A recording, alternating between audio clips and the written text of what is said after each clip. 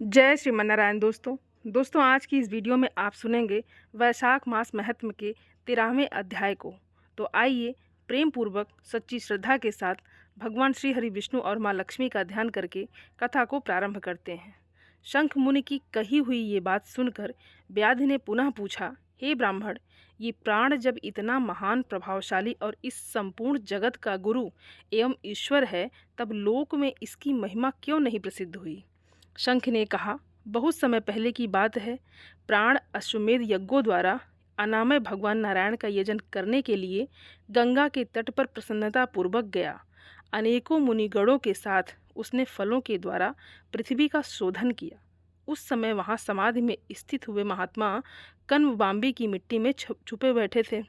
हल जोतने पर बामी गिर जाने से वे बाहर निकल आए और क्रोधपूर्वक देखकर सामने खड़े हुए महाप्रभु प्राण को श्राप देते हुए बोले, हे देवेश्वर, आज से लेकर आपकी महिमा तीनों लोकों में, विशेषतः भूलोक में प्रसिद्ध नहीं होगी। हाँ, आपके अवतार तीनों लोकों में विख्यात होंगे। हे व्याध, तभी से संसार में महाप्रभु प्राण की महिमा प्रसिद्ध नहीं हुई और भूलोक में तो उनकी ख्याति विशेष रूप से नहीं है।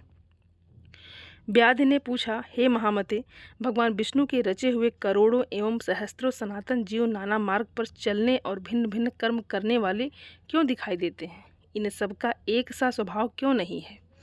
ये सब विस्तार पूर्वक बतलाइए। शंख ने कहा, रजोगुण, तमोगुण और सत्वगुण के भेद से 3 प्रकार के जीव समुदाय होते हैं। उनमें राजस्व स्वभाव वाले जीव राजस कर्म, तमोगुणी जीव तामस कर्म तथा सात्विक स्वभाव वाले जीव सात्विक कर्म करते हैं। कभी कभी संसार में इनके गुणों में विषमता भी होती है। उसी से वे ऊंच और नीच कर्म करते हुए तदनुसार फल के भागी होते हैं। कभी सुख, कभी दुख और कभी दोनों को ही ये मनुष्य गणों की विषमता से प्राप्त करते हैं।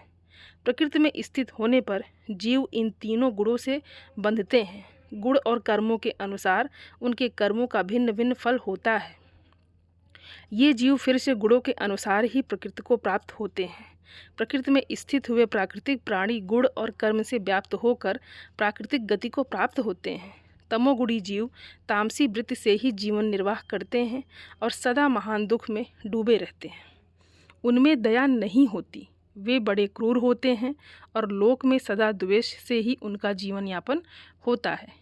राक्षस और पिशाच आदि तमोगुणी जीव हैं जो तामसी गति को प्राप्त होते हैं। राजसी लोक की बुद्धि मिश्रित होती है। वे पुण्य तथा पाप दोनों करते हैं, फिर पुण्य से स्वर्ग पाते हैं और पाप से यातना भोगते हैं। इसी कारण ये मंदभाग्य पुरुष बार बार इस संसार में आते जाते रहते हैं। और जो सात्विक स्वभाव के मनुष्य हैं, वे धर्मशील होते हैं, दयालु होते हैं, श्रद्धालु होते हैं और दूसरों के दोष न देखने वाले होते हैं तथा सात्विक वृत्ति से जीवन निर्वाह करने वाले होते हैं। इसलिए भिन्न भिन्न कर्म करने वाले जीवों के एक दूसरे से पृथक अनेकों प्रकार के भाव हैं।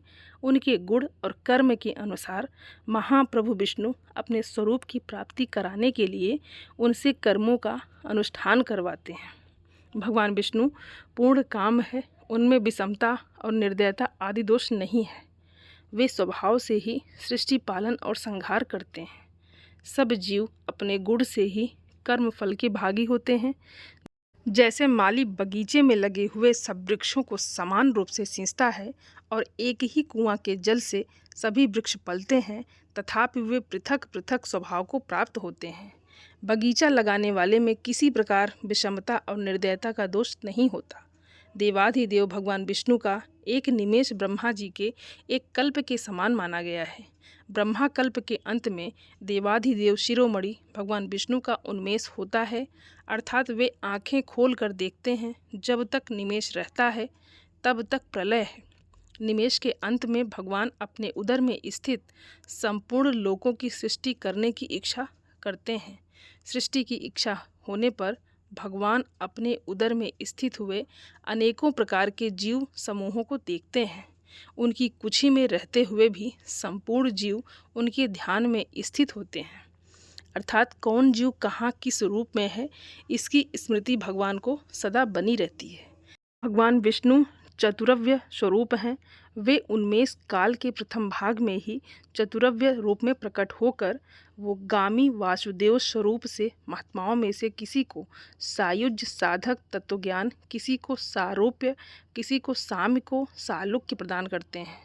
फिर अनिरुद्ध मूर्ति के वश में स्थित हुए संपूर्ण लोगों को वे देखते हैं, देखकर उन्हें प्रद्युम्न मूर्ति के वश में देते हैं और सृष्टि करने का संकल्प करते हैं।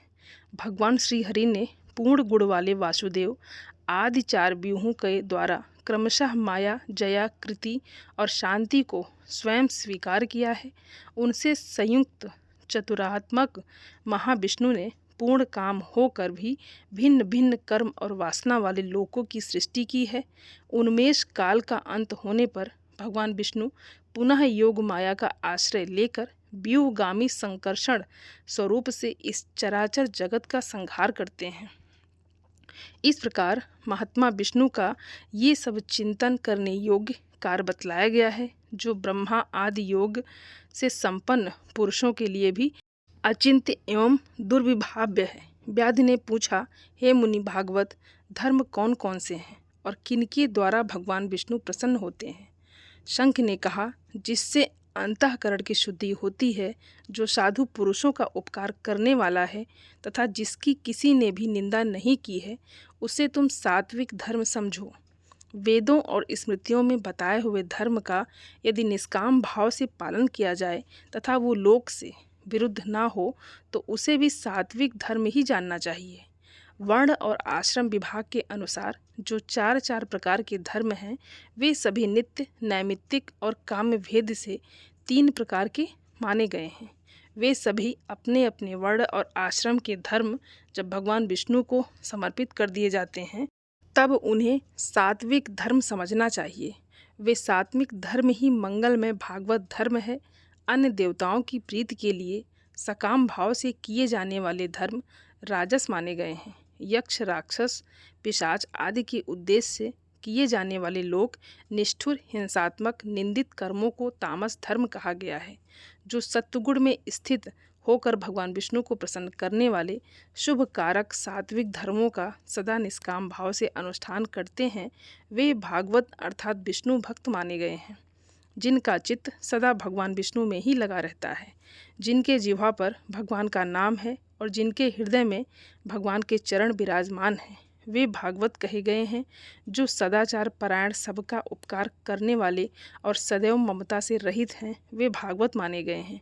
जिनका शास्त्र में, गुरु में और सत्कर्मों में विश्वास है, जो सदा भगवान विष्णु के भजन में लगे रहते हैं, उन्हें भागवत कहा गया है।